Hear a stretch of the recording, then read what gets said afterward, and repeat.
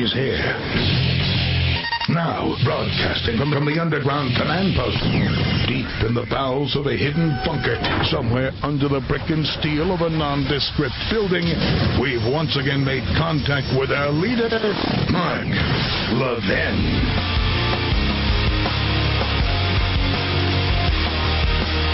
Hello, everybody. Mark Levin here. Our number, 877-381-3811. 877-381-3811. I want you to hear. Let's play a little game. Let's play a little game. I want you to hear Paul Ryan today. Very nice man, and way off on this. On Rhino Care. That is, repeal in name only. Not Republican in name only. It's repeal in name only. Rhino Care. Now, bear with me. I mean, I have to listen to this, too. Some of these cuts on Paul Ryan. Then I have a number of questions to ask you. So listen very, very carefully. This is a game. This is going to be fun. Cut one, go. So only the people who must have health insurance, the older and sicker persons buying it, it's cranking up the cost of the insurance so fast that the premiums are just spiraling out of control, and the insurers are losing so much money that they're just pulling out of the marketplace. That's called the death spiral. It is literally an actuarial or mathematical collapse of the insurance markets. That's what America is facing today. If we simply did nothing, just washed our hands of it, if we in the majority party said, you know what, the Democrats gave us Obamacare, let them live with it, the collateral damage in this country would be awful. More and more people would see even higher premium increases in 2018. More and more people would just see zero choices. We can't do that. Okay. Is anybody saying we should do that? I thought it was repeal and replace. So that's a straw man. Cut two, go. Our goal is use choice and competition, not government coercion and mandates. So here is what we propose. Here is the American Health Care Act, the bill that is moving through the committee process through regular order today, the bill that's going to take 3 weeks just to move through the House because we are following regular order. Lower costs, more choices, not less, patients in control, universal access to care. It's moving through regular order. What, 3 in the morning they passed it out of the Budget or Commerce Committee? I don't know. I wasn't up watching that. Were you folks? All right, he says lower costs, more choices, not less. Patients in control, universal access to care. Okay, sounds good. What does that mean?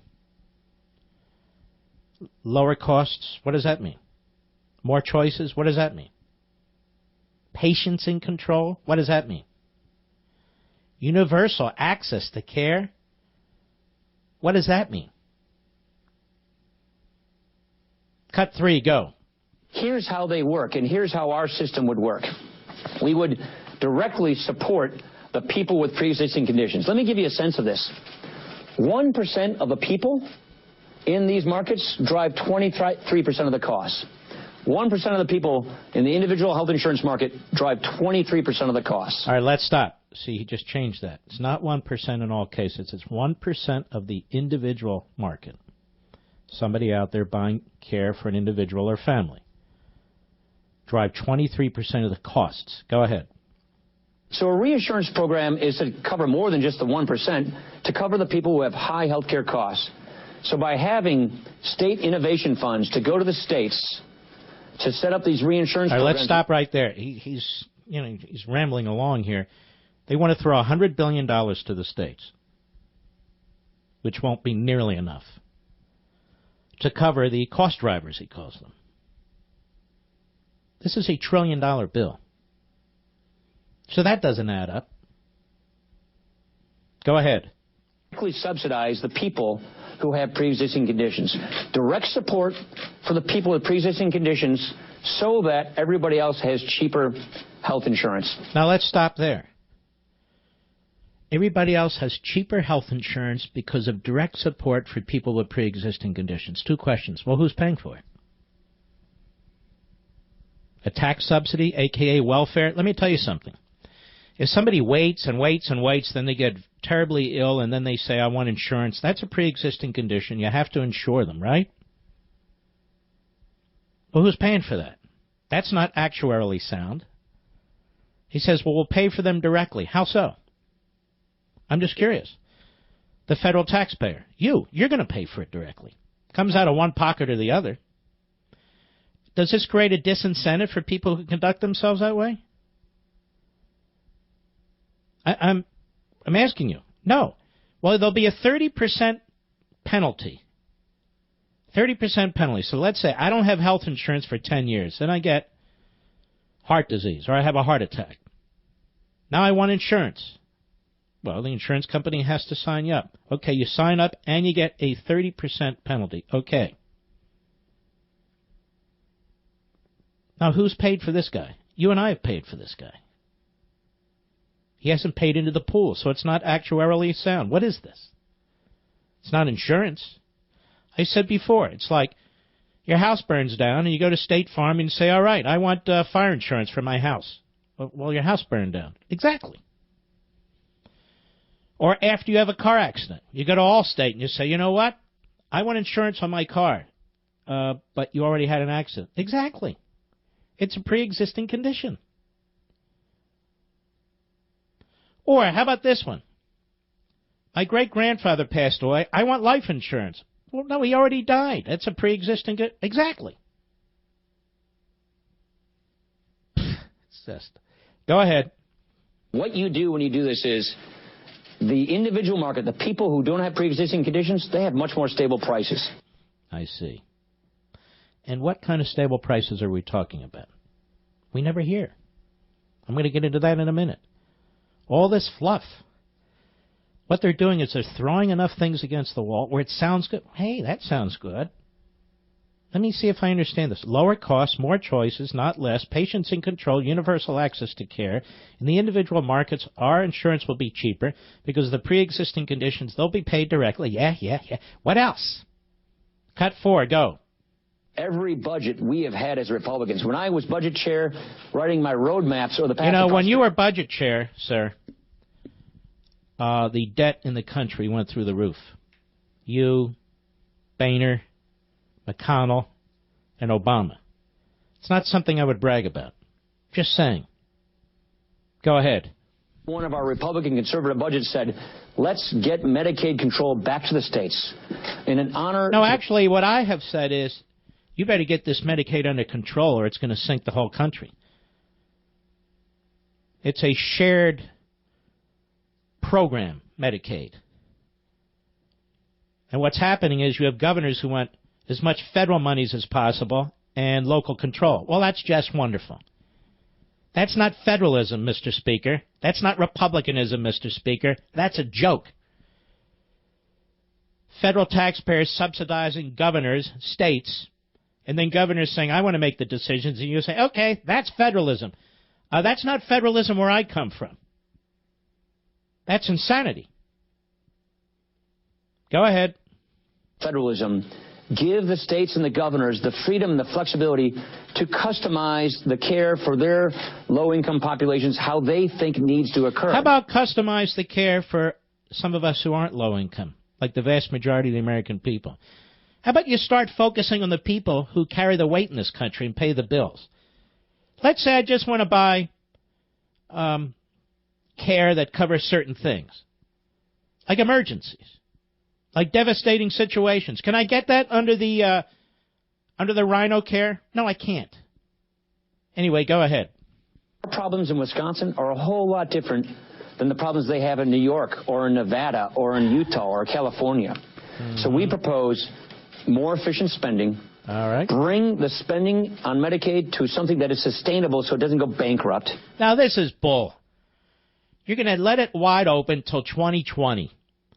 And so these wonderful Republican governors who've already embraced Obamacare Medicaid will now embrace Rhino Care Medicaid, put as many of their citizens on it as possible, and continue to demand federal subsidies for Medicaid. But don't worry, ladies and gentlemen.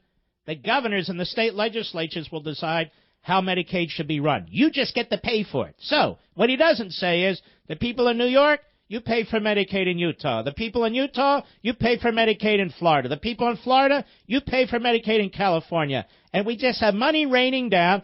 But don't worry, because the states will get to set up their own systems. Go ahead.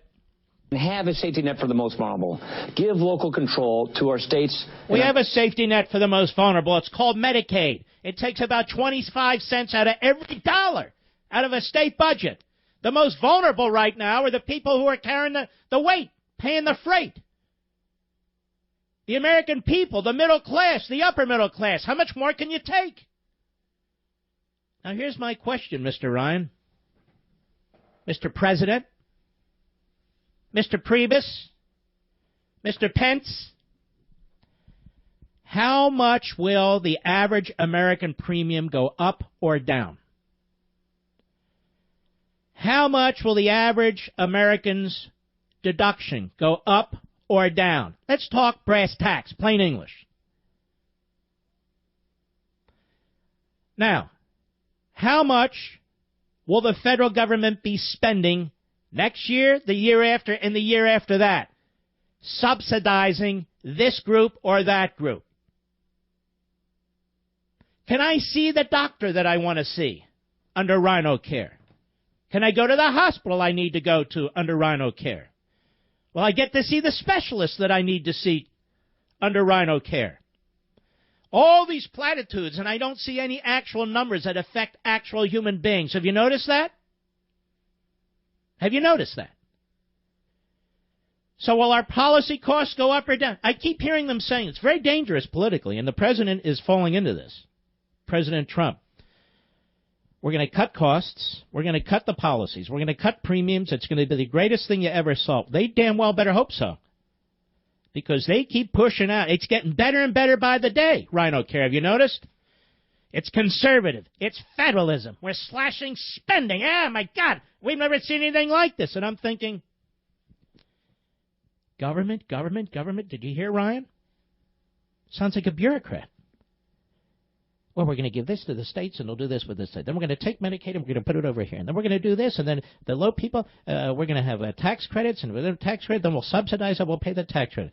Yeah. And then we're going to have over here, we're going to have this managed care over here, and then we're going to do this. You can't follow a damn thing this man's saying. Let's get down to brass tacks so the American people can understand the basics. Number one. How much will premiums go up or down in the first year, second year, third year, fourth year? We want to hold you to it. Number two, deductions, up or down? How much? First year, second year, third year, fourth year. On average, tell us. If you don't know, then you ought not be proposing this. How much will the federal taxpayer pay? How much more debt will this create? $1 trillion? How much over 5 years? How much over 3 years? We'd like to know. Can we see the doctors we want to see? Can we get the medicines we need to get? Can we see the specialists we need to see? Now, here's what he doesn't tell you also.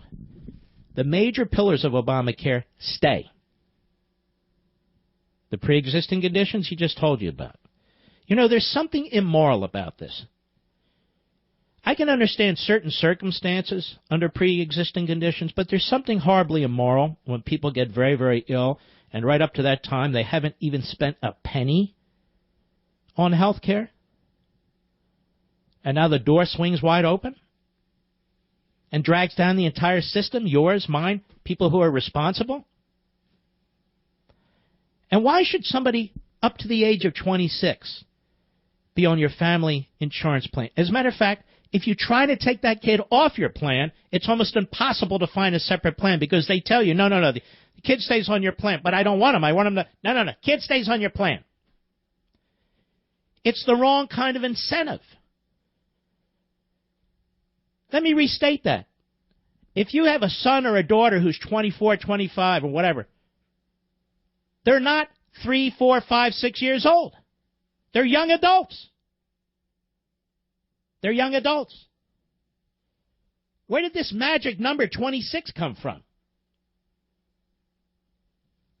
And here's the other thing, ladies and gentlemen. Mr. Speaker, it's not about government, which government gets to do what. It's about the individual and the family, what we get to do. It used to be many, many years ago that you could buy all kinds of customized insurance to cover your actual needs. your actual needs.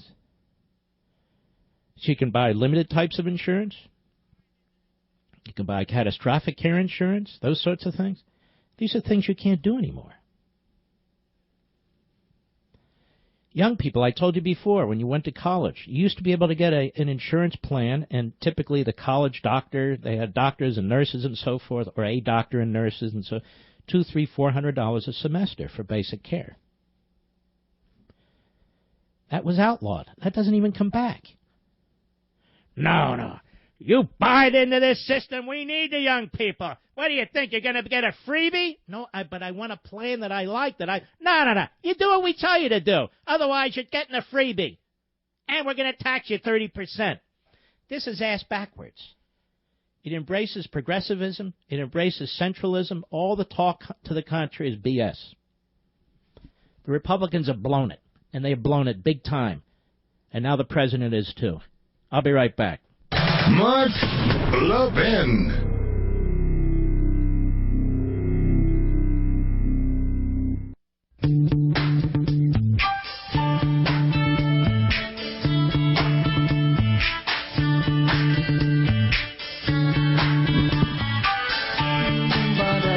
Then we have the genius known as Kevin McCarthy, the guy that was in line to be speaker, but he's as dumb as a doorknob, so they left him as majority leader. No offense, with all due respect.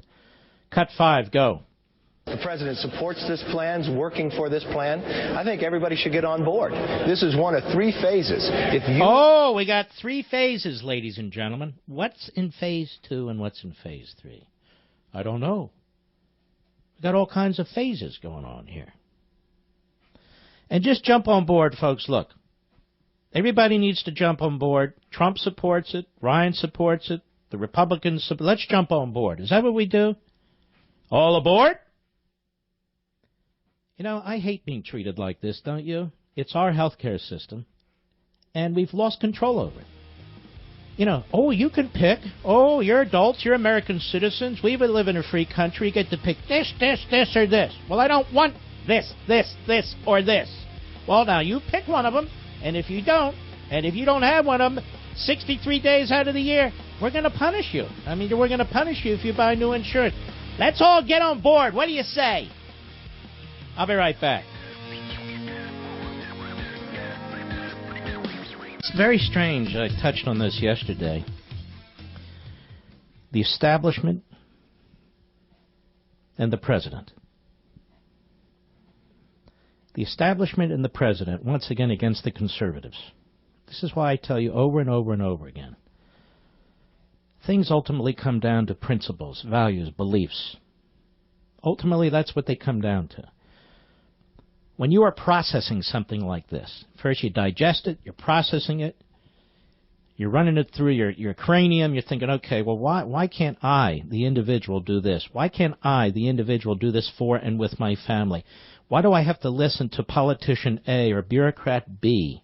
Why do they keep talking about people other than me? Pre-existing conditions, the poor, if you can't afford this, that, or the other. I work hard. I contribute to insurance, either directly or through my employer, money that might otherwise come to me. That's a benefit that I work for and I earn.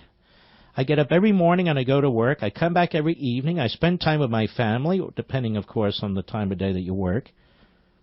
I put a little money away. I try to take care, for my kids going to college, or a little away for a vacation, a little away for an investment, and so forth. And people keep telling me what kind of insurance I can buy. I'm an adult. Why can't I decide what kind of insurance I want to buy? I decide what kind of homeowner's insurance I buy. I decide what kind of automobile insurance I buy. I decide whether or not I buy life insurance. I make all these decisions all the time. Why can't I make this kind of decision about health care, which on a day-to-day basis is even much more important? Where is it written that Paul Ryan and Donald Trump and Kevin McCarthy, that they get to tell me what kind of health insurance I can have? And I'm supposed to be all excited now that state governors are going to get a crap load of money from the feds, and that's federalism, because now they're going to use federal money to make local decisions. No, that's not federalism. Let me help Paul Ryan on this and the rest. Federalism is that certain decisions are made at different levels of government, and most decisions are supposed to be made at the state and local level of government. Even there, I don't want my county commissioners, my city council, my mayor, my chief executive in my community deciding what kind of health care I can have. I don't want my governor and the knuckleheads in the state legislature making those decisions either. I can understand some general parameters to ensure these aren't fly-by-night rip-off operations. I got it. Whatever happened to the liberal canard where they said, stay out of the bedroom? Does this sound like the government staying out of the bedroom, ladies and gentlemen? They're in the bedroom, they're in the bathroom, they're in the hospital room, they're in the doctor's room, they're in your medicine cabinet. They're everywhere. Why? To control costs? Now that's a laugher. Over $200 trillion in unfunded liabilities, $20 trillion in fiscal operating debt, and they want to run healthcare to control costs? They can't even control themselves. And then we get caught up in these debates. We get caught in the weeds.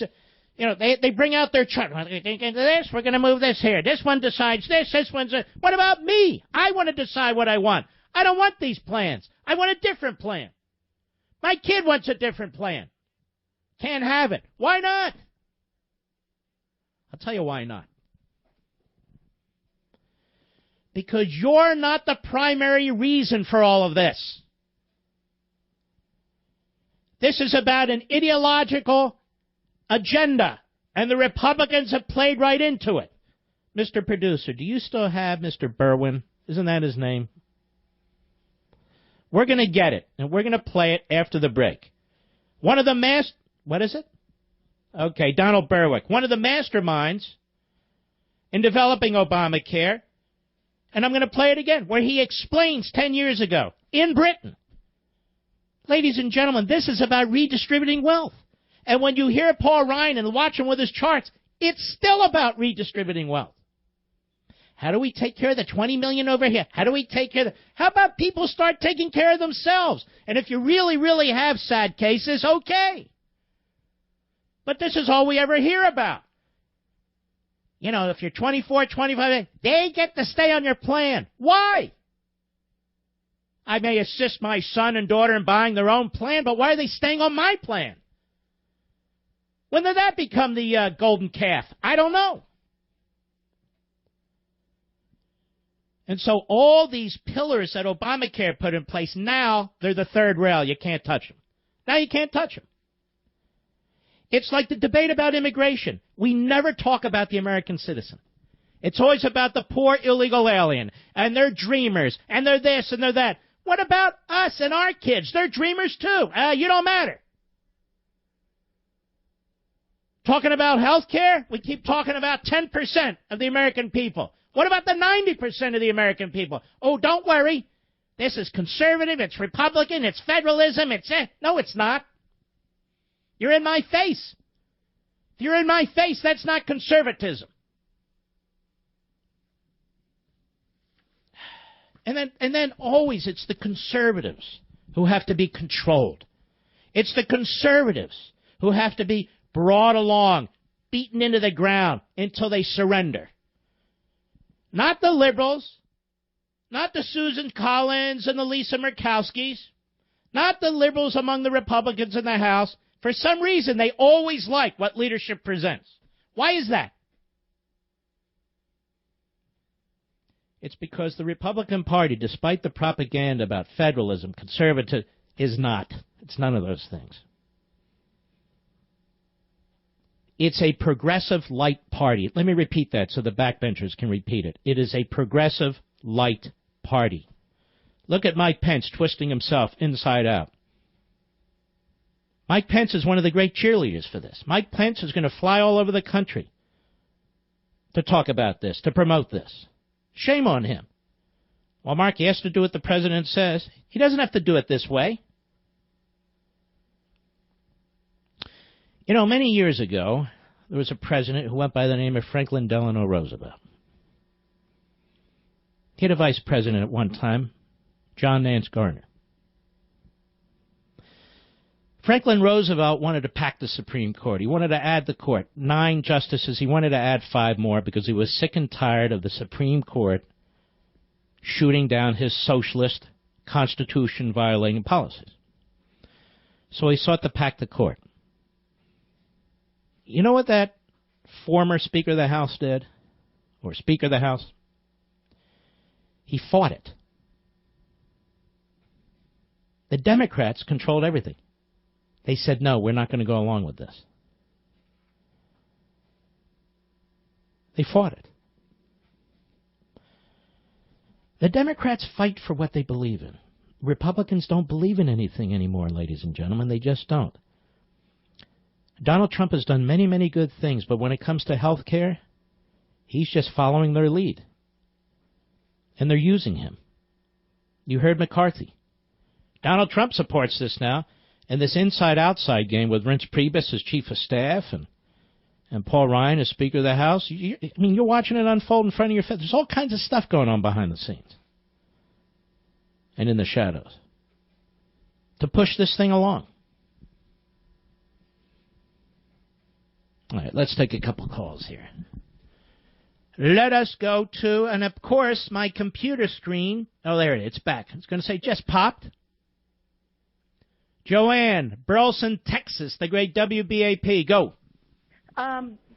Mark, I am furious right now. I am beyond furious. I'm one of those people that has paid my taxes and I work. I've been working since I was a teenager. I've been paying for life insurance. I've been paying for health insurance. And with Obamacare, I feel like they took my insurance away and gave it to somebody else. I can't see the doctors I want to see. I can't go use the doctors that I need to see. I have not even used my insurance up until... You must be heartless. You must be absolutely heartless. You know, all these people that can't get coverage with pre-existing conditions, all these children, a.k.a. young adults and their parents' plans, so forth. And so don't you support these things? No, this is insurance, right? What are you talking about? This is called insurance. No, it's either insurance or it's not insurance. Right. And then I've been with this company for over 10 years, 12 years. And they were giving me and paying for my insurance because that's the kind of company it was. When Obamacare got passed, now my premiums have gone up. I can't see the doctors I want. Now my company has I understand what Obamacare has done. Here's my question to you, if I may ask you, Joanne. In all this debate, much of which is incredibly superficial, have you heard one of these Republican leaders in the House, one of the Republican leaders in the Senate, our president, explain to you exactly what's going to happen to your premium? No, and I'm Hold on now. Why is that? Because it probably won't change. It'll probably be worse. I want to know. What's going to happen to our premiums? What's going to happen to our deductibles? Will we get to see the doctors of our choice? You know, if they can do all these things for you and me, like they say they can, how come they haven't done it for the Veterans Administration? They own the Veterans Administration. It's a wholly owned subsidiary of the federal government. They have monopoly control over every damn piece of it. And so tell me, how come we don't have nirvana in the Veterans Administration? And yet when you hear Ryan with his charts and everything, well, this is swell, this is good. And by the way, they act like liberals, don't they? This is just phase 1. We have 2 more phases. And guess what? If they don't work, we'll go phase 4, phase 5. That's nothing. What does that mean? Exactly. I feel like I don't even want to say I'm Republican anymore. I don't even want to say that because I feel like everybody's let me down. The Democrats, the Republicans, everybody. Stick with your principles. Stick with your beliefs. Stick with your values. That's what constitutional conservatism is all about. And in the end, it'll win out. In the end, people will realize they've been sold a bill of goods. All right, my friend, I shall return. Mark Levin.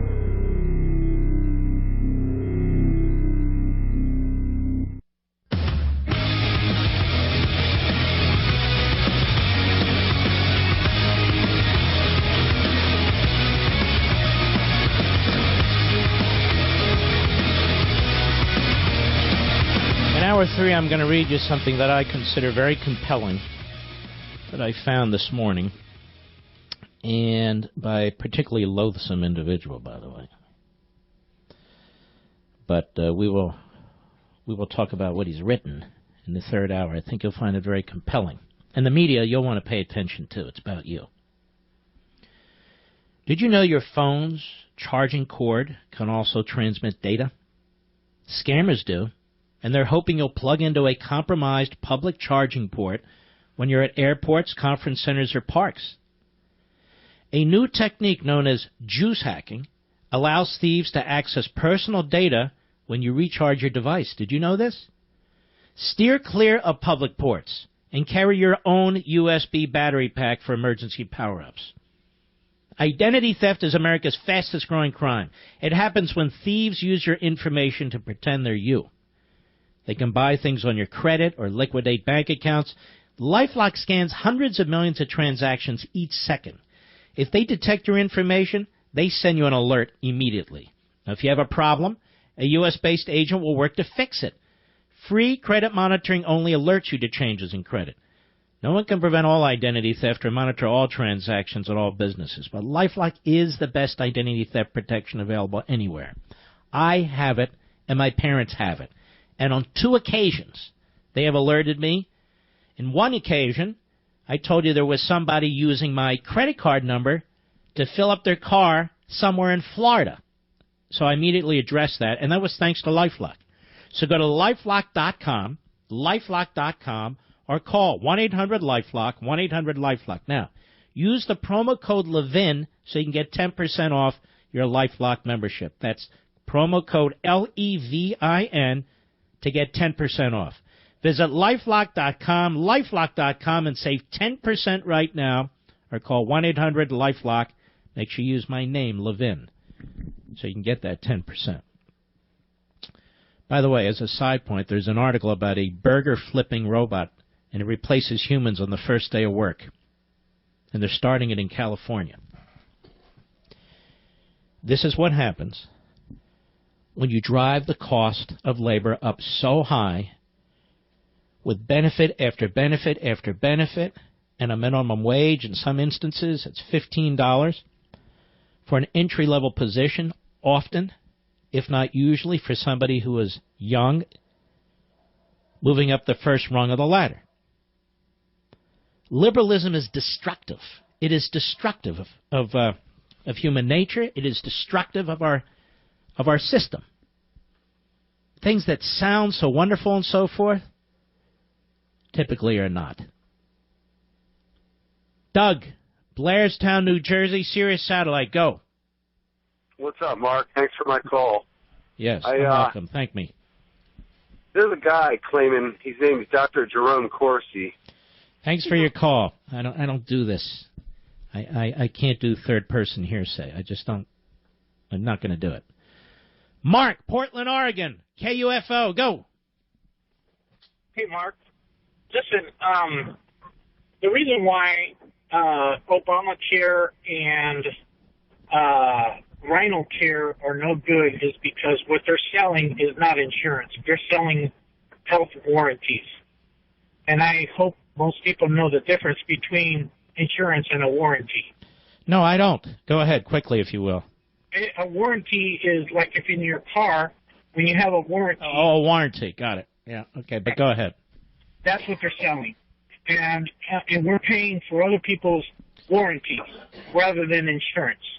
And that's why the cost is so high. And it's priced so high because we're paying for all kinds of different things that are not part of insurance. And like in a car where you pay for a warranty, you pay for mechanical breakdowns, for oil changes, for a light bulb going out, all kinds of little small things. That's what a warranty is for. And that's what. See, that's actually a very good point. Thank you for your call, my friend. See, there's many ways this can be done. There's no reason there should be insurance for every single doctor's visit, every single medicine, every single treatment or procedure, if they're relatively affordable. There's no reason that everything needs to fall into that. And that's why I would like to be able to buy into a plan that doesn't do that. But I can't. I can't. And so you have to pay these astronomical fees, which don't even go to you. They go to some stranger. You don't know the person. You don't know if they really are a hardship case or they're just a lazy SOB. You don't know anything. They're all strangers. That's how the system works. And that's what they want. More and more money goes to the mob. You don't know where it's going to go after it goes to the mob in Washington. And they just keep telling you how they're going to make you, your life better. You're going to be able to do this. When somebody says to you, we're going to change this so you can do this and you can do this and you can do this, say, I have an idea. Get out of my way and I'll decide what I'm going to do. I understand some regulations. I understand some requirements for licensing. I got it all. We're way, way, way beyond that.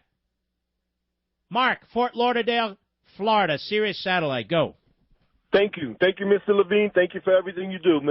I just called because this is very frustrating to me. I was a Democrat who voted for Trump. I'll never vote for a Democrat again. I'm not a Republican. I don't like these guys because they're a bunch of hypocrites.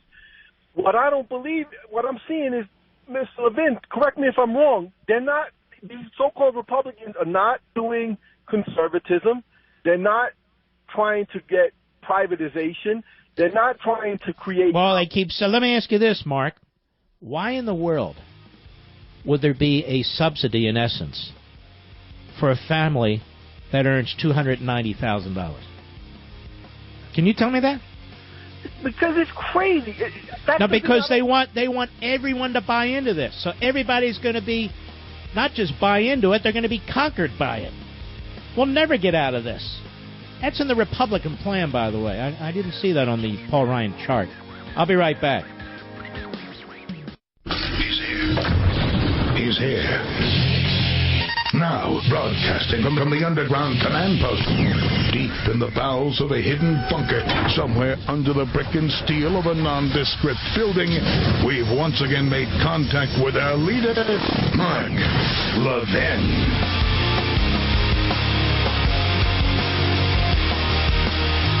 Hello, everybody. Mark Levin here. Our number, 877-381-3811, 877-381-3811.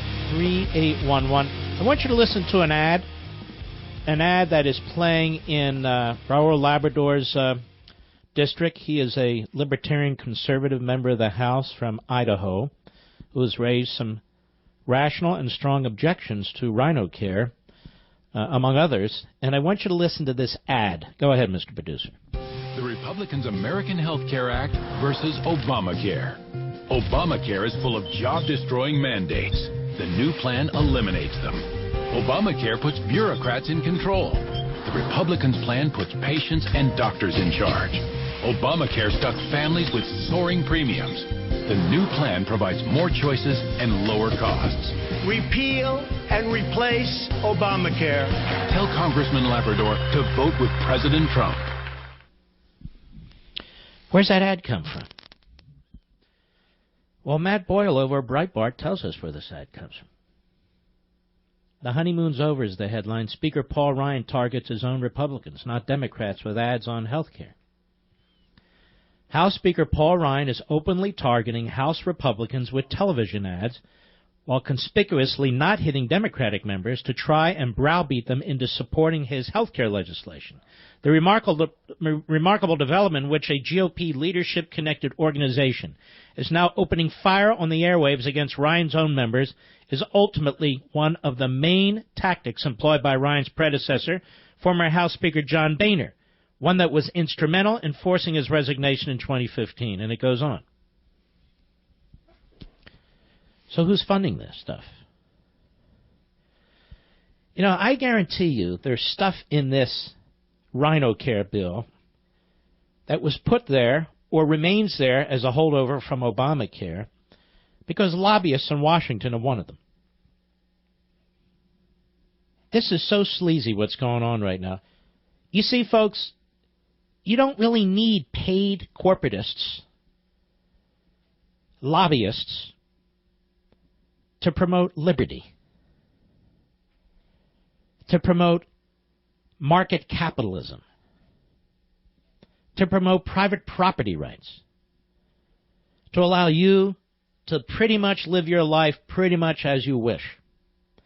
You don't need lobbyists for that. You don't need regulations for that.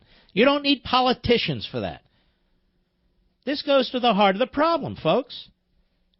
If I had told you several months ago that this is what we would be doing with respect to the Republicans who campaigned time and again on repeal, many of you would have said, oh, there goes that Cruz bot. There he goes again. No. Hey, conspiracy theorist? No. So we now have the Speaker of the House directing ads on TV to pressure conservatives in the House. Do you ever think you'd see anything like this? On Rhino Care.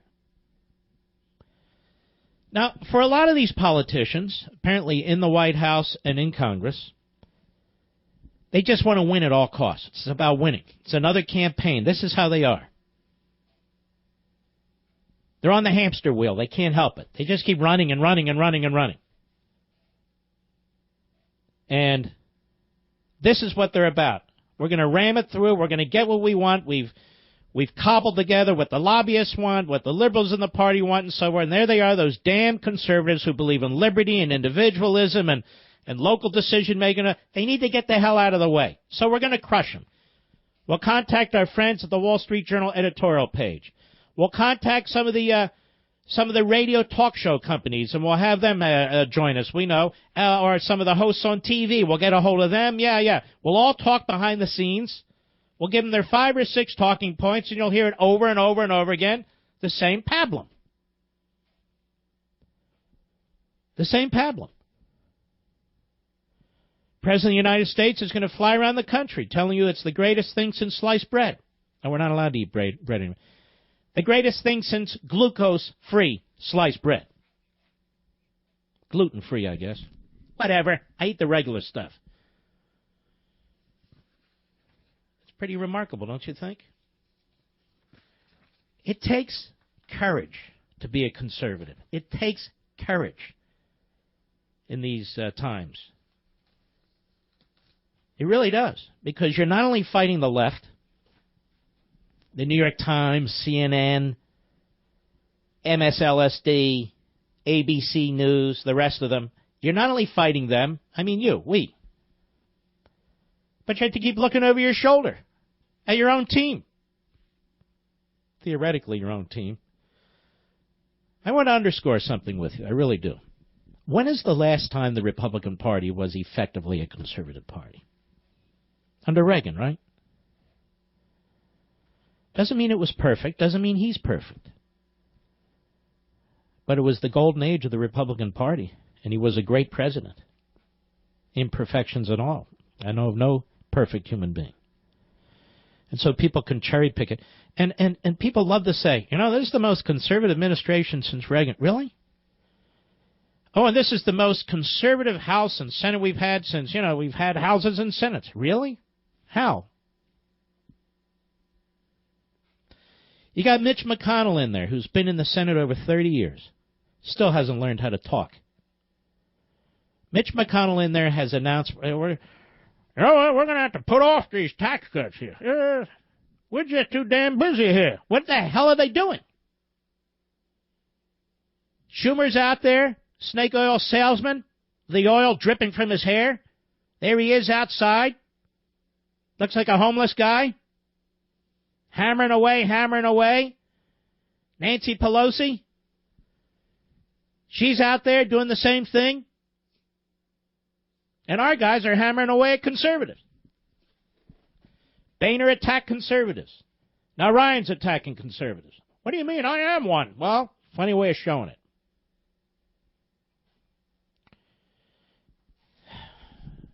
I know it can be very, very frustrating. So we're going to hear the clip from Kevin McCarthy again. Let's go to cut 5, Mr. Producer. Go.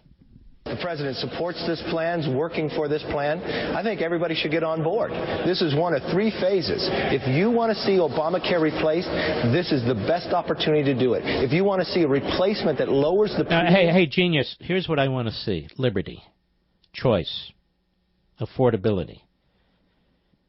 Let's even put Obama aside. You guys are in control now. Don't keep throwing Obama's name around. Bad. Trump's name around. Good. You want Obama? Bad. No, I don't want bad. Trump good. Yeah, I want Trump. You know, we're going to look a little beyond that, Mr. McCarthy. What was that puppet's name, that dummy puppet?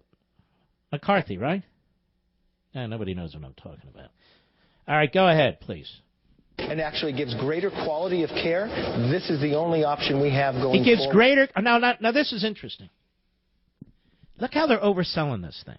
It gives greater quality of care? How does this plan give greater quality of care? What does this plan to do to give greater quality of care? Quality. How is the federal government, the United States Congress, going to ensure greater quality of care when they own the Veterans Administration lock, stock, and barrel, and they can't ensure greater quality care at the VA? Their rhetoric is so over the top, so imbecilic, so childish. It's just appalling. Go ahead. You can repeal Obamacare and think you're going to find 60 votes in the Senate. That blame is going to be all upon us. No, we're not. Hey, pal. Nobody asked for it. You know, let's deal with this, too. Is this not one of the most important things in your life, ladies and gentlemen, your health care? Is this not one of the most important things that they're going to be tampering with? Well, then, suspend the damn filibuster rule. We don't need 60 votes. We only need 60 votes because it's a Senate rule. Suspend the damn filibuster rule. Then we need 51. Now, here's the little dark secret they won't tell you. They can't get 51 because we have about a half a dozen liberals in there who like Obamacare. And I'm talking about Republicans like Susan Collins and Lisa Murkowski and a number of others. Even if they had a simple majority rule, we couldn't ram it through the damn Republicans in the United States Senate. That's the truth. But they ought to try. They ought to try. What's more important, ladies and gentlemen, your health care or the filibuster rule? What's more important, ladies and gentlemen, the health of your children and your grandchildren or the filibuster rule? What's more important, ladies and gentlemen, bankrupting the damn country under another phony centralized government health care plan or the filibuster rule? I know what Harry Reid would do. I know what Barack Obama would do. Why isn't it that we fight when the fight for liberty is not as resolute among Republicans as the fight for tyranny among Democrats? It's the damnedest thing. I'm starting to think they convinced themselves. It's like a hostage situation, the Republicans up there in Capitol. They talk to each other, they pat each other on the back, they rally each other, they cheerlead for each other, and then, you know, like high school. And then the conservatives, oh, look at the nerds over there. They're not with the in crowd over there. They sit in the corner of the cafeteria over there, eating their peanut butter and jelly sandwiches. I'll be right back. Mark Levin.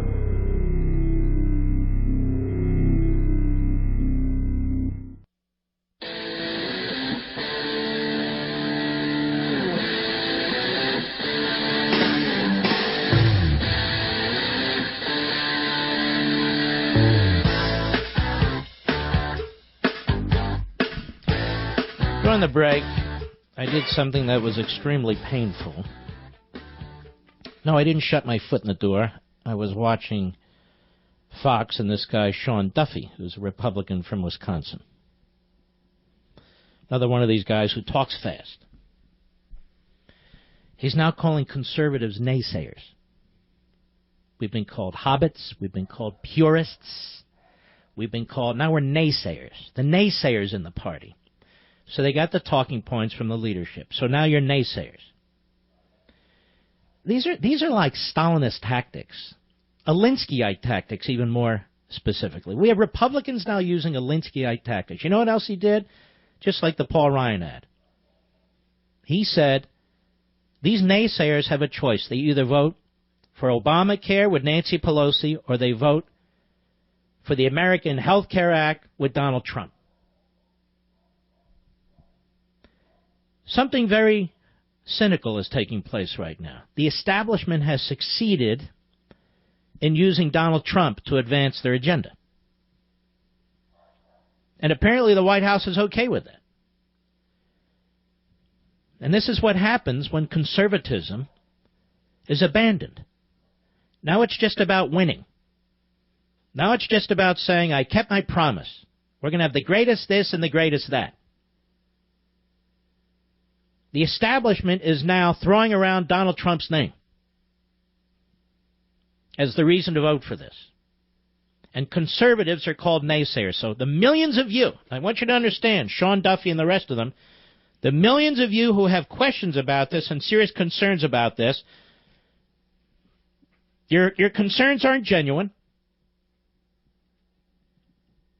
You are a naysayer. You're a citizen, ladies and gentlemen. These people work for you. This name-calling crap in which they look down at you and talk down at you is unacceptable. A naysayer? You're the ones that go to the doctor's office and have to fill out all the damn paperwork. You're the ones that have to get all the damn referrals. You're the ones that have to pay these massive damn deductibles. You're the ones who have to hustle to find insurance in the first place. And you're a naysayer?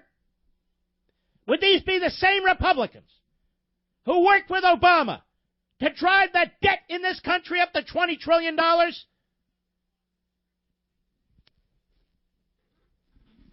It's ridiculous what's going on here. And the idea that this White House has fallen for it is extremely troubling to me. Extremely troubling to me. The people who voted Republican for the House, for the Senate, for this president are being let down right now. Don't call conservatives naysayers. Start to pay attention to what we're saying. Let the Freedom Caucus participate in this process. And I like the other way. They're saying, hey, we've been doing this for weeks. Look, we're doing this for 3 more weeks. Whereas Nancy Pelosi and the Democrats operated in a smoke-filled room, a marijuana smoke-filled room, no doubt. The Republicans are doing it openly, and they're pretending that it's participatory. They have their chairman in place, and they are ramming this stuff through. They're having hearings in the middle of the night. They're ramming this stuff through. Look at this. We're doing order, regular order. Regular order looks like constipation to me. Well, this is how we make sausages. No. This is how you make crap. Oh, my goodness. All right. Let's take some calls. Mark, Wisconsin, Rapids. Where are you? Where are you? I am in the central Wisconsin area, Wisconsin Rapids. What's the town called? Wisconsin Rapids. All right. WSAU, go. Okay. My thoughts are we had these politicians arguing about our health insurance and what's good for us. I say we are their employers, so therefore, whatever they decide is what they get too, and that should also go for their pension. It would be a level field at that point. Well, I'm glad you asked this question about pension. May I ask you a question? Sure. The members of Congress are not covered by Obamacare. You know that, right? That's right. I know Are that. they going to be covered by RhinoCare? No, probably not. They have their own care. Well, why shouldn't they be covered by RhinoCare? I've been hearing the rhinos go on about the most magnificent health care system, brought down by Moses with the 10 Commandments. So, my question is, will the Republicans be covered by RhinoCare? No, they have their own separate. They're separate from us. All right, thank you for your call. Ladies and gentlemen, it's Thursday. Last Thursday's show ignited a firestorm because I took the media reports about the so-called Russia-Trump connections, and I used Trump broadly, could be anything related to Trump. And I went through it meticulously. President of the United States tweeted, apparently based on part what I said. He tweeted what he said. Not what I said. But it really doesn't matter. I called these tactics that the reports by the media put out, I call these tactics police state tactics, because they are. The media, almost as a group, pivoted in reverse course. All of a sudden, they're downplaying the implications of what they reported and what some of their colleagues reported. And they went on the attack. I'm a right-wing, rabid conspiracy theorist. I'm reading their stories, their headlines. I want to pick up on this after the bottom of the hour. I'm going to continue to expose these people. You know, a great night's sleep can help you have a great day. I'm having a lot of great days because I sleep on a Casper mattress. Yes, I have a Casper mattress. I love this mattress. I tell you over and over again, we have 6 of them. I got one for Barney, so we have 6.5 of them. Casper was invented with 2 high-tech foams that give you all the support you need, guaranteeing you get the best night's sleep ever. It ships for free in a box so small you won't believe it holds a mattress. And I love that Casper. It lets you try the mattress for 100 nights in your home risk-free. They don't do that at storefronts. You get to lie on the same mattress that 475,000 other people did. That's kind of gross. Now, they'll pick this mattress up and refund you everything if you don't love it, but I'm guessing you're going to love it. From its breakthrough design to its packaging to trying it for 100 nights free, it's no wonder Casper was named one of the Fast Company's 50 most innovative brands this year of 2017. Sleeping on a mattress is the best way to try it. Sleeping on it for 100 nights is the best way to try it. Get a Casper. Go to Casper.com. Make sure you use my name, code MARK, so you get $50 towards the purchase of your mattress. And by the way, they're already very well priced. That's Casper.com, code MARK. Get $50 towards the purchase of your mattress. Casper.com, terms and conditions apply. All right. I want to get into this piece, if I can find it, Mr. Producer. I don't know that I can. What did I do with it? Hold on, everybody. I think I commingled. I think I mixed up a few articles here. You know what? I'm going to wait then until I can find it, so that'll be in the third hour. All right, one more look. It's not coming fast enough. All right, let me take some calls on the predicates, on the issues that I've already laid out for you. Tom, Raleigh, North Carolina, on the Mark Levin app. Go. Hi, Mark. Thank you for taking my call. I've got a question a little different than just the issues behind the health insurance, and that's your take on what you think the pricing or how long it's going to take the pricing to revert back to pre-Obama levels. And the reason I ask is before Obamacare was made, or before health care was made affordable, my wife and I were paying $4,600 a year. Now it's $17,400 a year. Jeez. If we get a straight repeal, no repeal and replace, but a straight repeal, how long do you think it takes before we get normal prices back into the system again? It beats me. I don't know. And you know why nobody's ever going to know? We'll never their get fallback. We'll never get back to a normal situation. Plus, you know what their fallback position is constantly? When you press them on a point, we'll look at that at phase 2 or phase 3. Yeah. They're out. Well, you know what their out is? You know, I wrote about this in Emeritopia about utopian statists in the first chapter. And I said when their plans don't work, they go on to the next plan. And if that plan doesn't work, they go on to the next plan. This is a par for the course. They're painting by the numbers here, which is we're doing this. Look, it's a good start. Then we'll have phase 2 and phase 3. What's the problem? The problem is it's not a good start. They're going in the wrong direction. Well, I think it also demonstrates the insidiousness of Obamacare to begin with, in that even if you chop the head off of it, you still end up with so many tentacles embedded everywhere that you can never revert back to normal again. That's right. Or at least you need a lot of guts and courage to try, don't you? Yeah, absolutely. This is why I want you to think about this a second.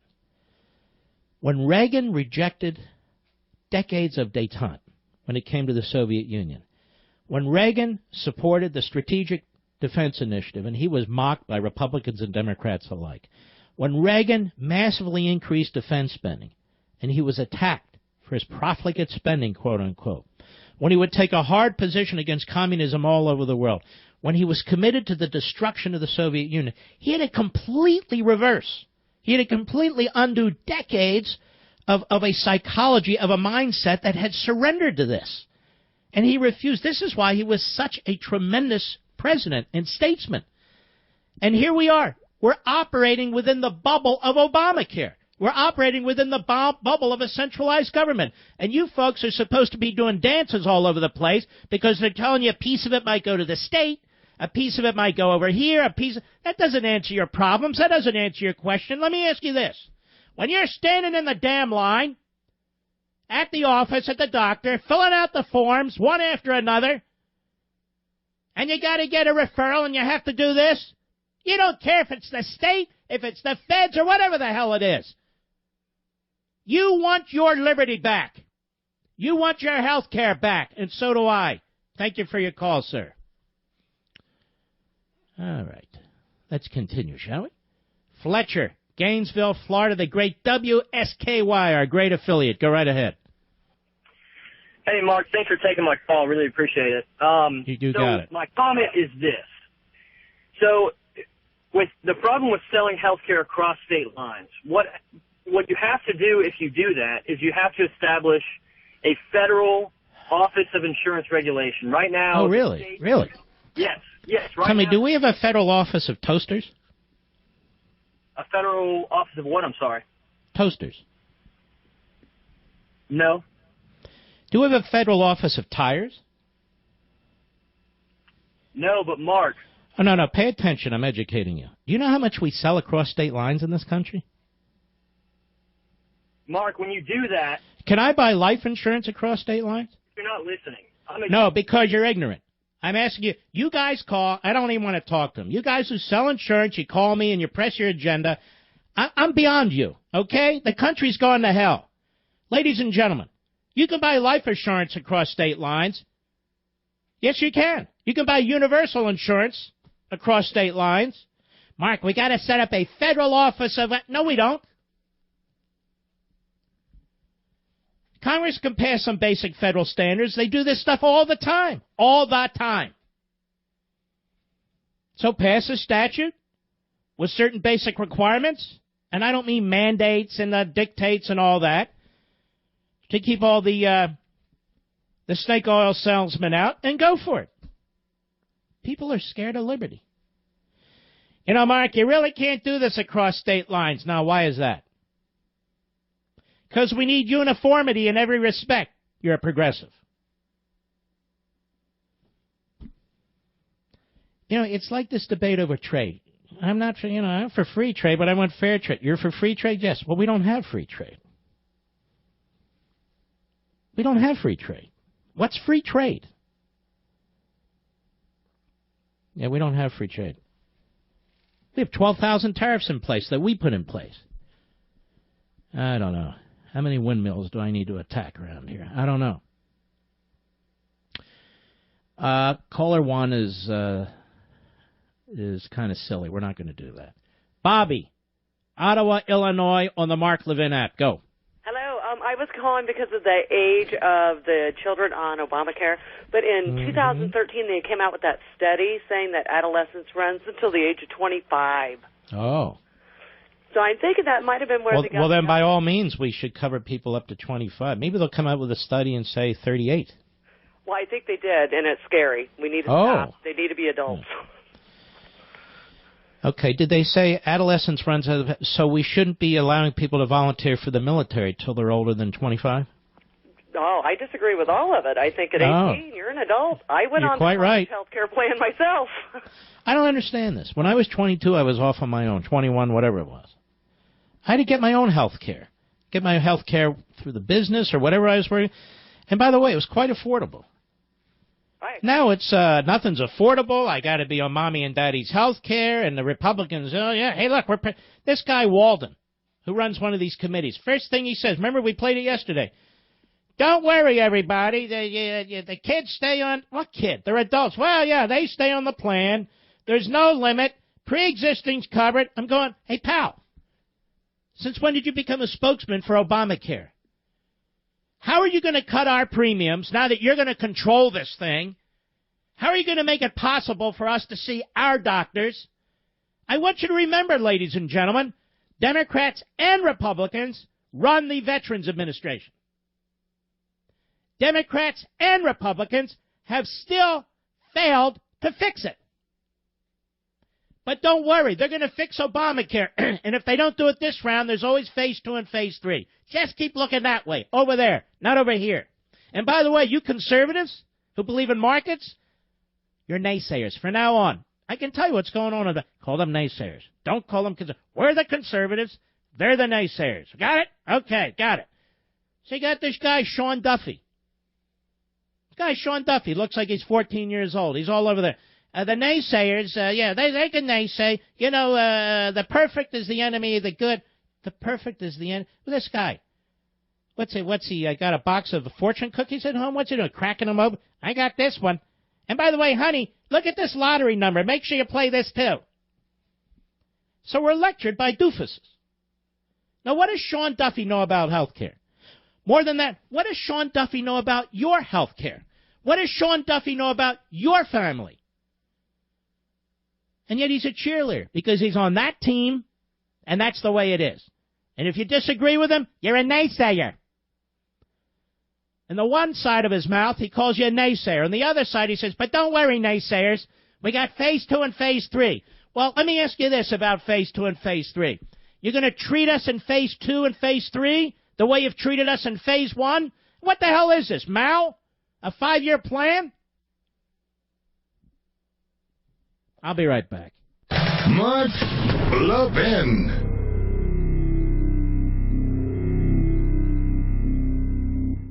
On one.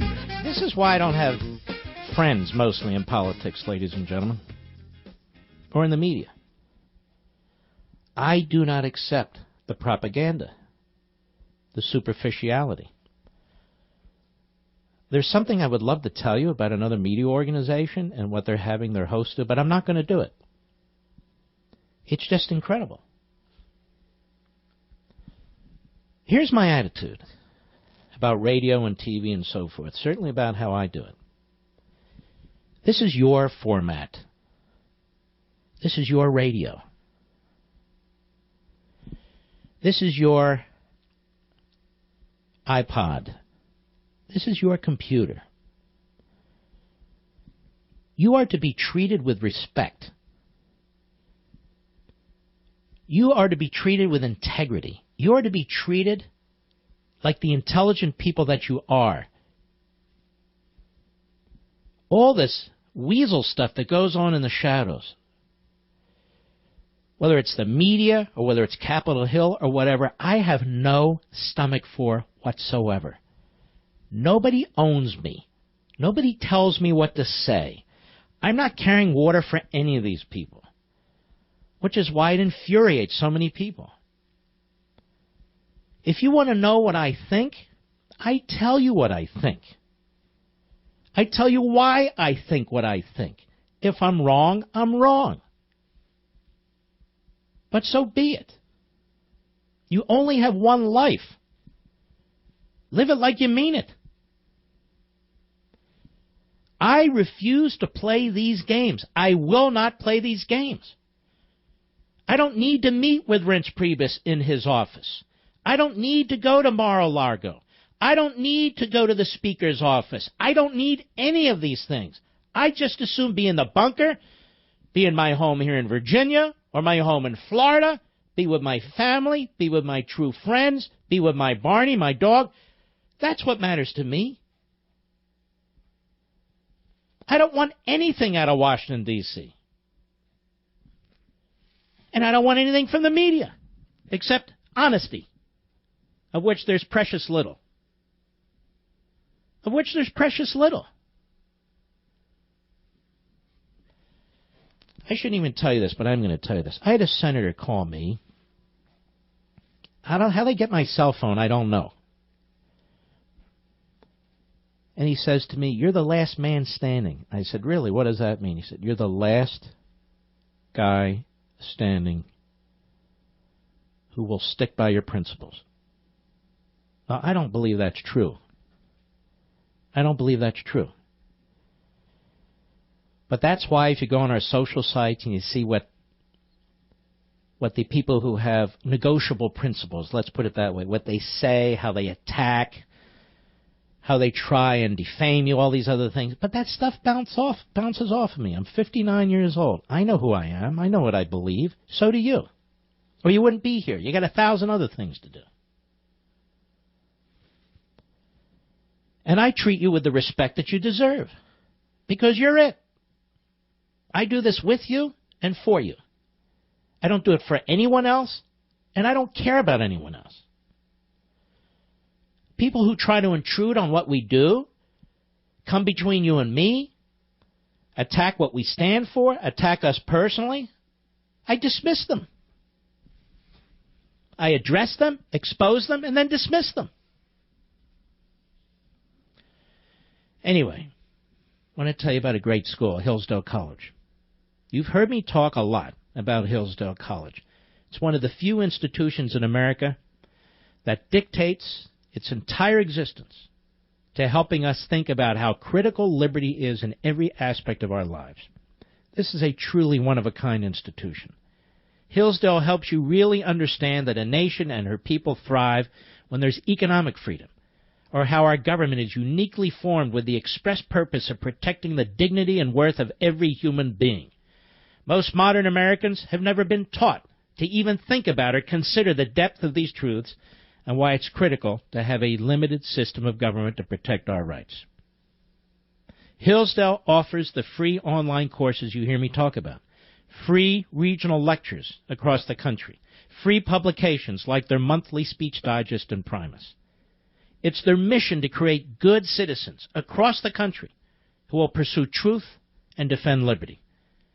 Check in with Levin for Hillsdale.com, Levin for Hillsdale.com, to see how Hillsdale can turn you into a more satisfied, more courageous fighter for truth and liberty. It's Levin for Hillsdale.com, Levin for Hillsdale.com. I'm going to do something I'm not supposed to do, but that's the way it is. I'm supposed to wait till sometime next week. I finished my book this morning, the last chapter. I have spent weekend after weekend, night after night, early morning after early morning writing it. It's a passion. It's difficult, but it's a passion. Nobody else writes my books. I write my books. There is no ghost author. There is no co-author. And I finished it. I'm very proud of it. You know, every author, it's like a child. Not literally, but you understand. It's something that you've created. It's your baby. And with a book, it's your heart and soul and your mind right there for everybody to read. I've written a lot of good books that have sold a lot of copies. And I will tell you, not because of hype or any other reason, but given the circumstances of our country and what's going on here, this is my best book. It's not about Donald Trump. It's not about the, individual politicians or anything like that. It's deeper than that. It's broader than that. It's not about events of the moment. It's not, this agenda, that agenda. The book is written to be read, not for mass sales. If they're mass sales, good. I'm going to give you the title of the book. I've been reluctant to do it. I've been holding back because in this business, verbal plagiarism is the coin of the realm. It's called Rediscovering Americanism and the Tyranny of Progressivism. Rediscovering Americanism and the Tyranny of Progressivism. For now, that's all I'm allowed to say. I'll be right back.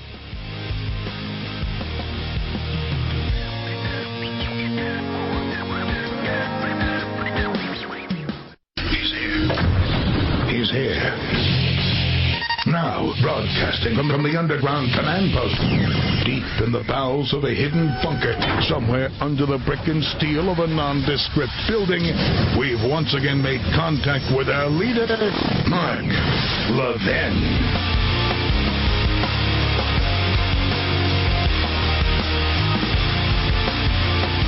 Hello, everybody. Mark Levin here. Our number, 877-381-3811, 877-381-3811. As best as I can tell, the newspaper, such as it is the Rolling Stone, is a loathsome operation. Matt Taibbi, if that is his name, Taibbi, is a loathsome person, based on what I can find out about him. And it's because he's a left-wing kook and loathsome, and because this is Rolling Stone. What I'm about to read you, and I won't read the whole thing, is actually quite on point. Quite on point. First, he quotes James Clapper. James Clapper, who said on Sunday's Meet the Press, and you remember we played it repeatedly, and I caught it. And, of course, the press were thrilled with this, that he would have known if there were wiretaps at Trump Tower, and he would have known if there had been some FISA court warrant involving the campaign, and there weren't any. And Chuck Todd said, in essence, that's a major revelation. It's a revelation. Now, I've been on top of this, ladies and gentlemen. I went through a number of the media reports. I've talked about the media reports.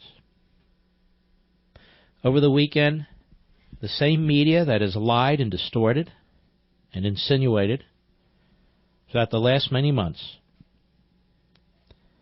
about the Trump team, the Trump campaign, Trump world, and the Russians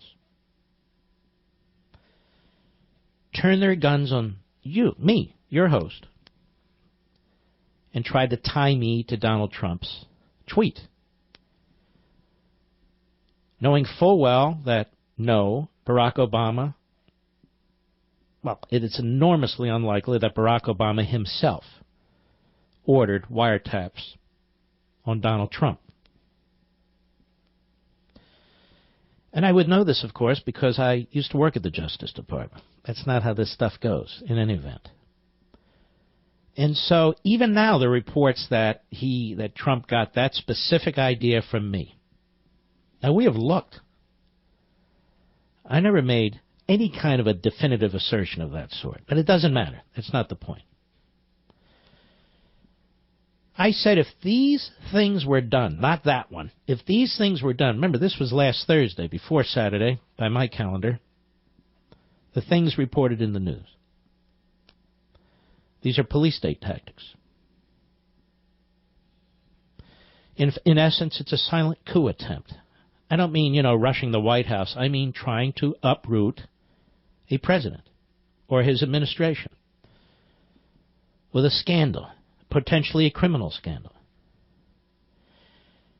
And I made that comment after additional New York Times reporting in which they pointed out that the NSA rule with respect to the disbursement of information had been expanded as the Obama folks were leaving office to include 16 other agencies, really likely to ensure it would be leaked. And why would they do that? And moreover, that some of the wiretapped information, however it was received, was shared with White House staff. That's something that still is ignored. And that White House staff distributed some kind of information broadly to ensure that it wouldn't disappear, stuff like that. Now, I didn't report any of that stuff. I'm not a reporter. I don't have any sources. I relied on what they said. Now, these stories about the FISA court in October have been out there for a while. But it took Chuck Todd until this Sunday to actually address it directly. CNN didn't do a damn thing about it either until I spoke. What were they waiting for? The reason is this, ladies and gentlemen. The media, not every bit of it, but a lot of it, was through insinuation, through omission, and in some cases, through actual affirmative reporting and suggestion, wanted the narrative to be that, in fact, Trump, some aspect of Trump, some part of his campaign, were corrupt with Russian influence. That's what they wanted you to believe. That's been out there. Yes, most liberals say, yeah, the Russians. Yeah. That's what you'll hear. And then, almost on a dime, they pivoted. They reversed course. Can I prove that the FISA court met? Can I prove that there were applications? Can I prove that there was a warrant? Can I prove this wiretap or that wiretap? That I am confounded or I am mistaken or so forth and so on. Look at their provocative headlines. Look at the provocative headline of January 20, 2017 of the New York Times. It's all over the media today, but you and I have been talking about it for several days. They're 2 or 3 steps behind us. And that headline was changed. The day before, on the Internet, it was intercepts or interception. I'm doing this by memory. And the next day, it was wiretaps, just to strengthen it even more. You flop headlines like that on the cover page, the front page of the New York Times above the fold on Inauguration Day. Why?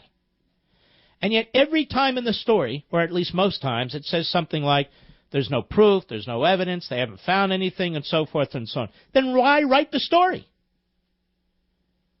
Other than to demean or damage the administration and the president. Why write the story?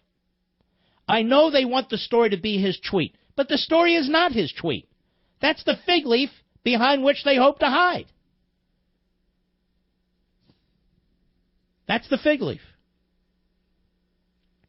So this guy, Tabby, whatever the hell his name is, he's a leftist. And he's loathsome. And he mentions, however, this Clapper interview on Sunday. He says, this is the former director of national intelligence telling all of us that as of 12:01 a.m. on January 20th, when he left the government, the intelligence agencies had no evidence of collusion between Donald Trump's campaign and the government of Vladimir Putin's Russia. Shouldn't that have been the end of it, ladies and gentlemen? The prior reports basically said the same thing. Shouldn't that have been the end of it? Virtually all the explosive breaking news stories on the Trump-Russia front dating back months contain some version of this same disclaimer. Exactly. There's a lot of smoke in the Russian story, he writes. The most damning item is General, and he goes on about Flynn. We posted this. Did I post this? No, I need to post it. Let me tell you, I posted it, and then I read this guy said something to the effect, said an outrageously disgusting thing when Andrew Breitbart died, and I read it, and I got furious, and I said, take it down. And then today I said, no, I got to talk about this. I can't read the whole thing. It's too long. But he goes on later to say, the manner in which these stories are being reported is becoming a story in its own right, which is exactly my point. Russia has become an obsession, cultural shorthand for a vast range of suspicions about Donald Trump.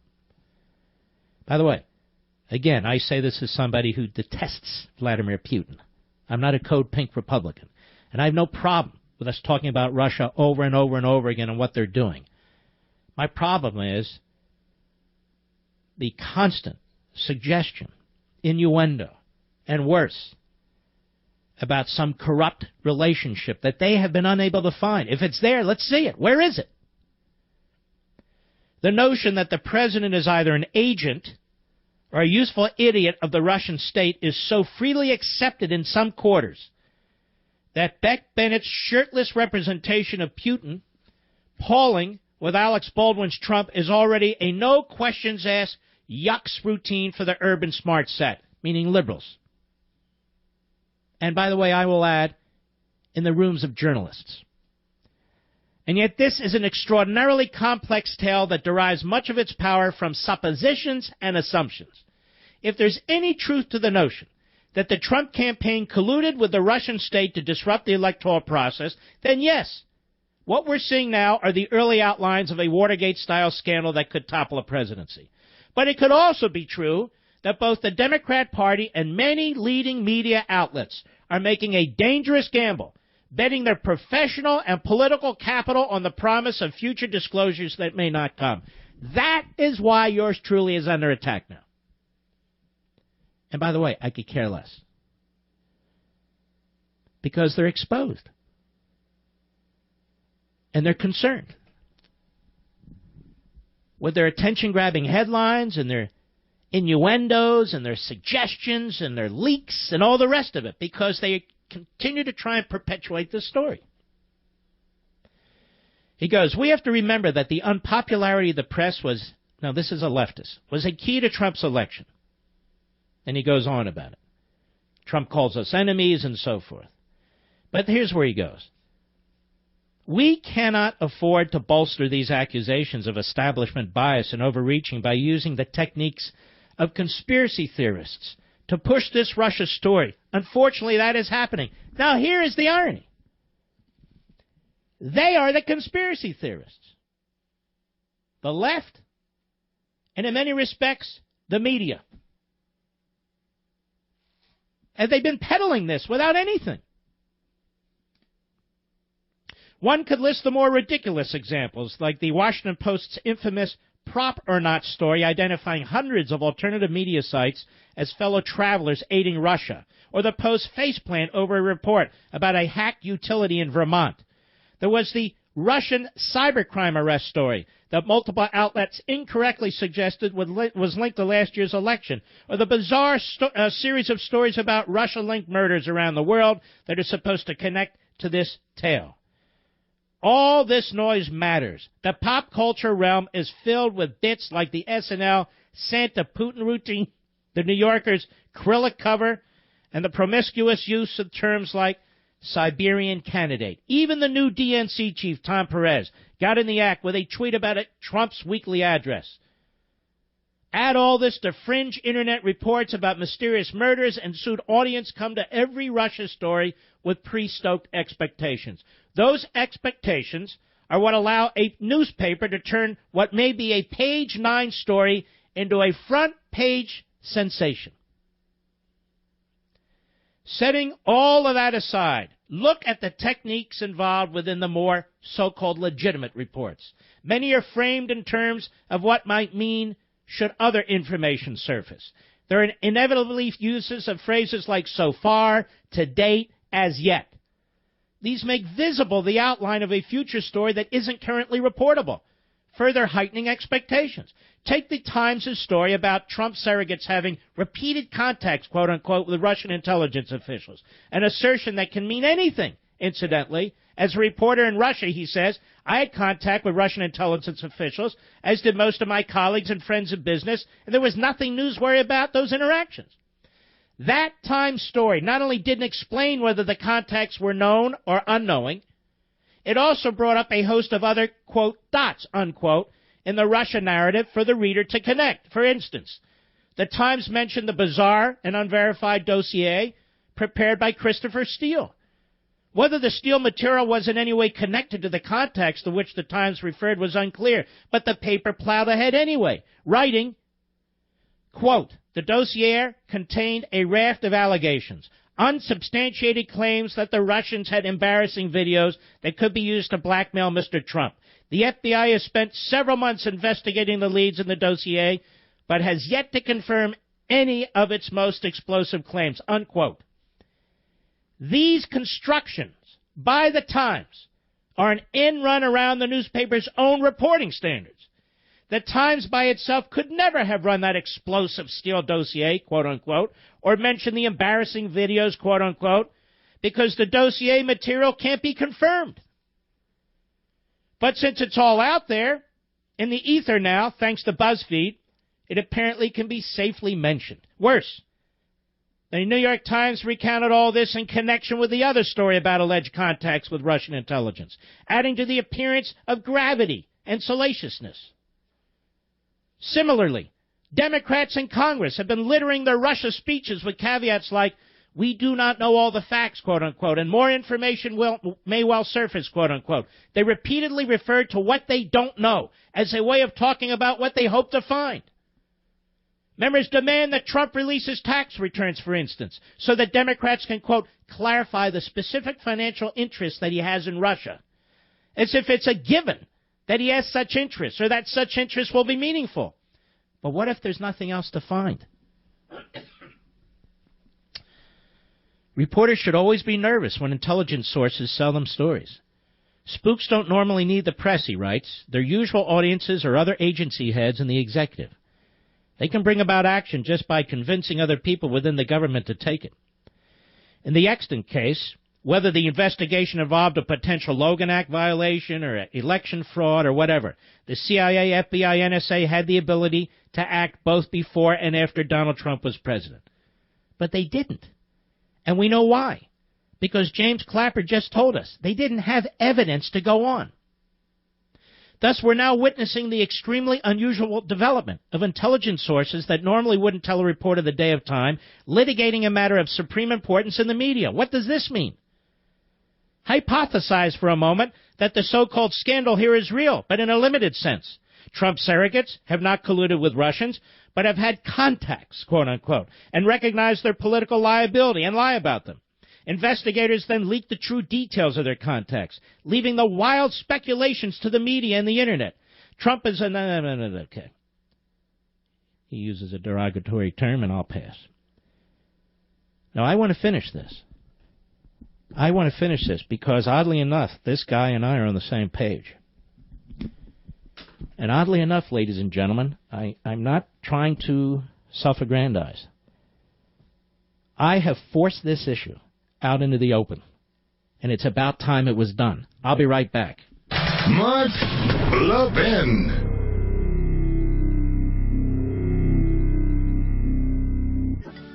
Hypothesize for a moment that the scandal here is real, but in a limited sense. And he puts scandal in quotes. Trump surrogates have not colluded with Russians, but have had contacts and recognized their political liability and lie about them. Investigators then leak the true details of these contacts, leading to wild speculations in the media and the Internet. If that's the case, there are big dangers for the press. If we engage in time-style gilding of every lily the leakers throw our way, and in doing so build up a fever of expectations for a bombshell reveal, but there turns out to be no conspiracy, Trump will be pre-inoculated against all criticism for the foreseeable future. The press has to cover this subject, but it can't do it with glibness and excitement, laughing along at SNL routines, before it knows for sure what it's dealing with. Reporters should be scared to their marrow by this story. This is a high-wire act, and it is a very long way down.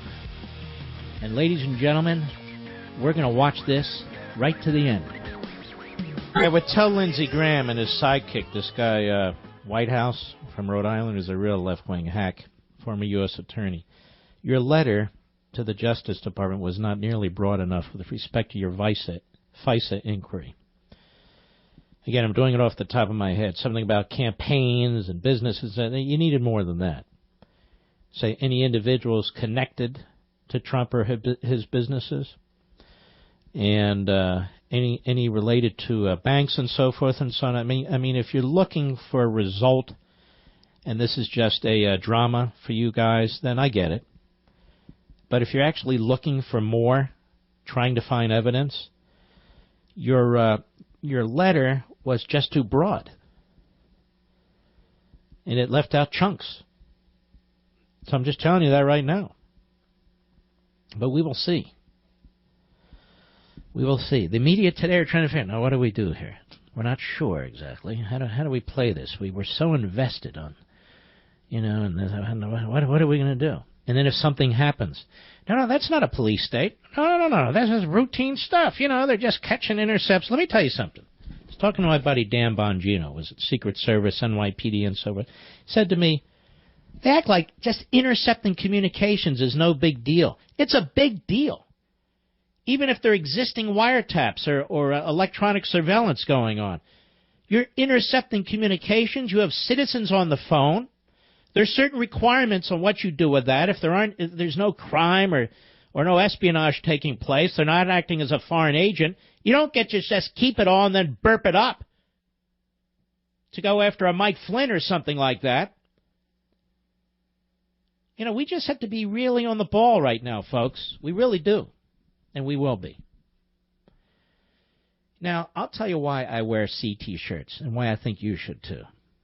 If you're a professional looking to move up, people judge you by the clothes you wear. And I see it all the time. Guys wearing wrinkled, out-of-style shirts that don't fit right.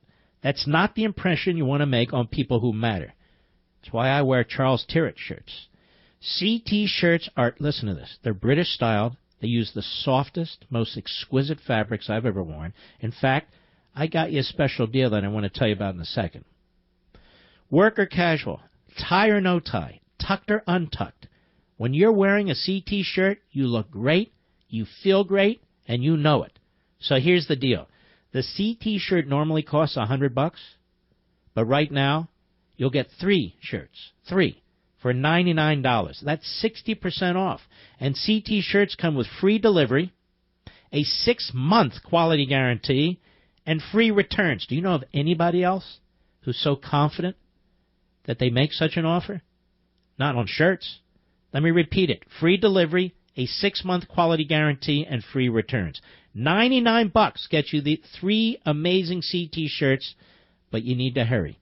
Go to ctshirts.com/Levin. That's ctshirts.com/Levin. One more time.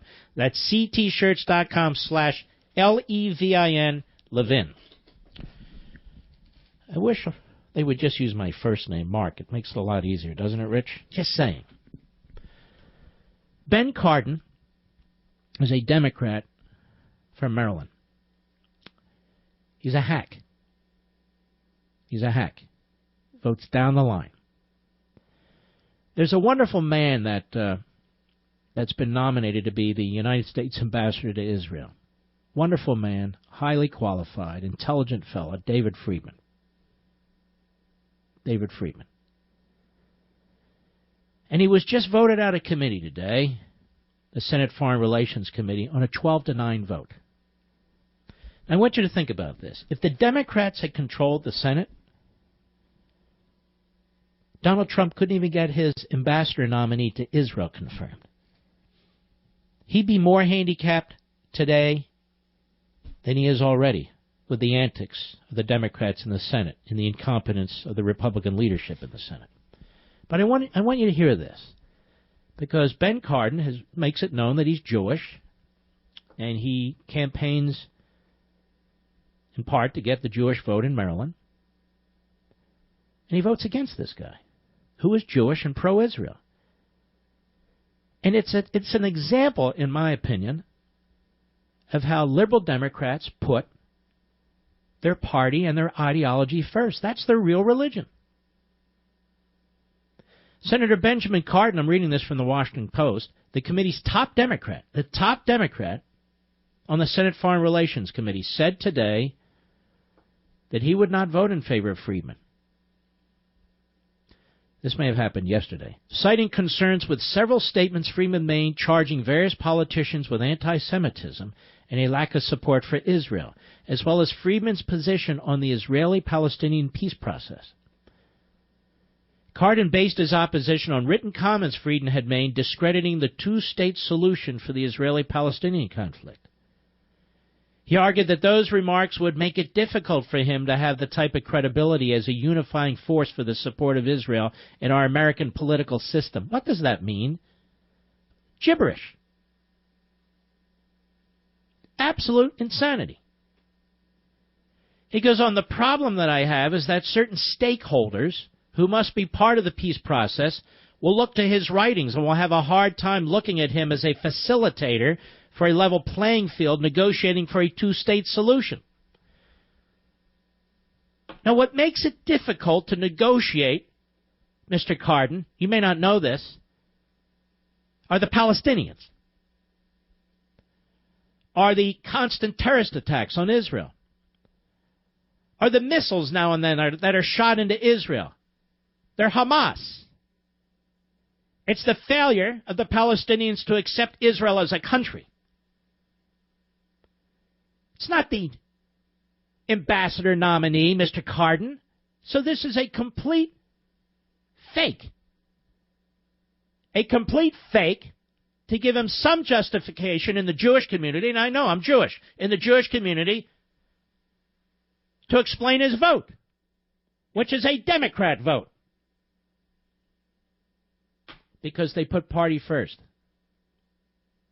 The liberals do. Party first. liberalism first. Everything else is second. Now, that's not unique to the Jewish faith. It could be Catholic, could be atheist, and so forth.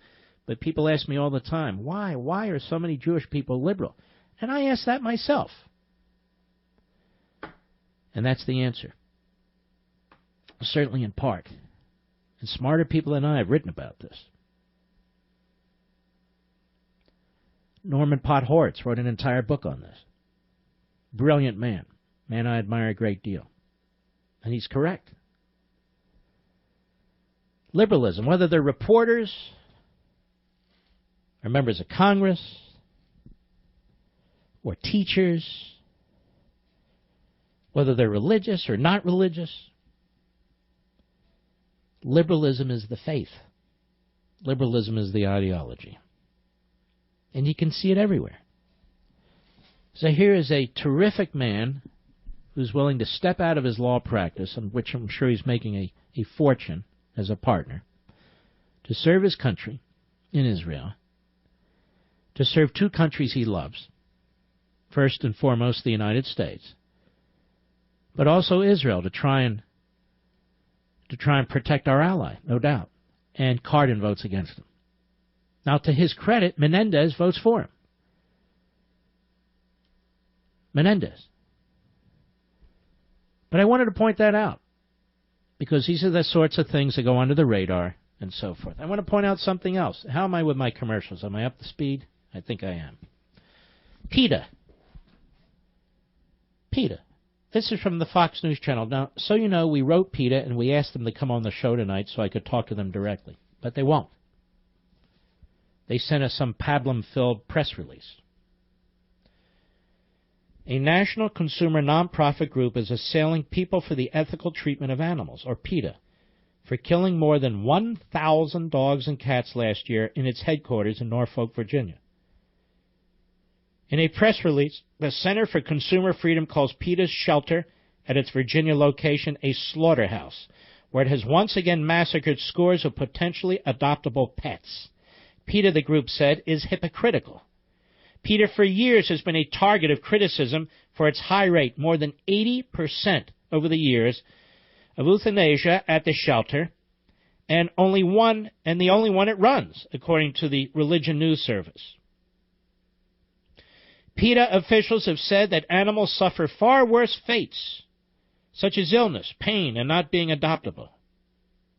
So they slaughter them. Now, some of us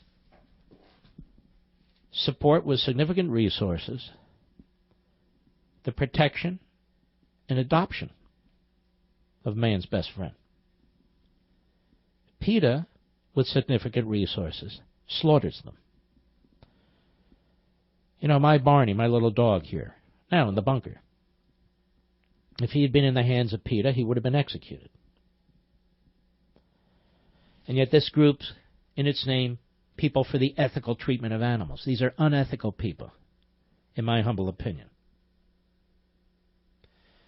It would be better if PETA never even touched the animals, the way they might actually have a chance to live. That's according to, Mr. Kogan. Will Kogan, Director of Research for the Center for Consumer Freedom. PETA euthanizes 1,411 cats and dogs last year, according to the Consumer Group, which said that while Virginia shelters killed an average of 16.9% of the animals in their care, PETA killed it nearly 72%. Virginia lawmakers were concerned about PETA and its extraordinary high rate of killing, and even set out to redefine the term animal shelter to refer to a place whose primary mission is to find a permanent home for pets. It's sanctimonious to say they are lovers of animals, Virginia State Senator William Stanley Jr. said to Religious News Service in 2015. It's a way station of death, and it's a shame. In response to a request for comment, PETA sent Fox News an email saying that the euthanasia should be in context of the vast ways the organization helps animals. Sounds like Planned Parenthood, doesn't it, Mr. Producer? Look, we know we slaughter a lot of babies in the womb. We understand we slaughter. But look, we give, mammograms too, of which they give very few, is my understanding. So here's the email we got back from PETA when I invited them on the program to discuss this. Dear Mr. Producer, PETA announced its numbers last month on PR Newswire, and they have been public in our quarterly reports online throughout the year. PETA operates a rescue team, which is on call 24/7 to offer relief to abused and suffering animals, as well as a single shelter of last resort that takes in mostly aggressive, sick, elderly, injured, feral, and otherwise unadoptable animals, many of whom have been turned away by shelters with limited admission policies. And they have a video they want us to watch. The CCF is a notorious front group. Here we go. Next thing you know, rabid right-wing conspirators for the meat and tobacco industries, and on and on and on. PETA, you were invited on the program. You could have expressed this about yourselves and about the other organization, but you wouldn't take any questions from me. You know what that tells me? You're frauds, and you're disgusting. I'll be right back. Mark Levin.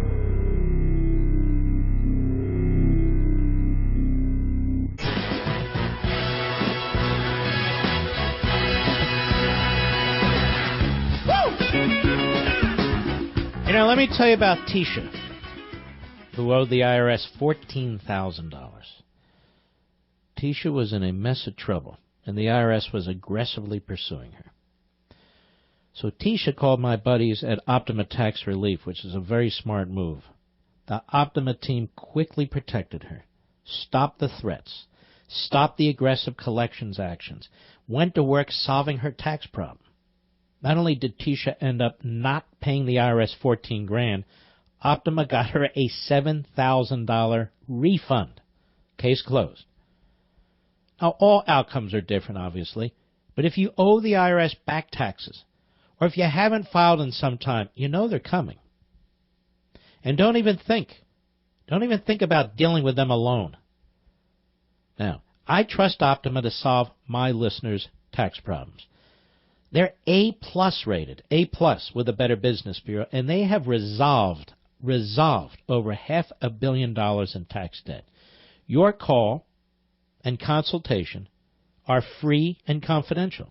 Call 800-499-6300. 800-499-6300. That's 800-499-6300. They are waiting for you. You need to get to them before the IRS gets to you.